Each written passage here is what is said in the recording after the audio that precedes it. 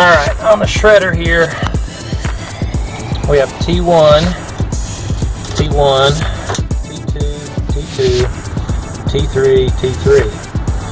Alright, the other contactor for the other motor is T12, T24, T36. Oops, can't see it. Let's try that again. That would be T12, T24, T36. Alright, so you got 3 motor leads. And basically what you got here is orange is T1, brown is T2, yellow T3. Alright, same on the other motor. Yellow is T3. Nope, it ain't the same. Yellow is T3, orange is T2, brown is T1.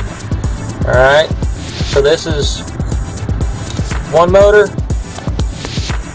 and that's the second motor. Now we just got the wires discombobulated right now, but we'd tie them back and tie them along in here. So they're coming up from the top, come down through, and then we're on the contactors. And the contactors, while they have overloads on them, they have the overload set for the trips right now.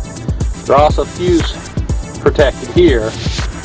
Then you have the contactors, and they're fuse protected also. And they have overloads, auxiliary contacts here for kicking in all the safeties.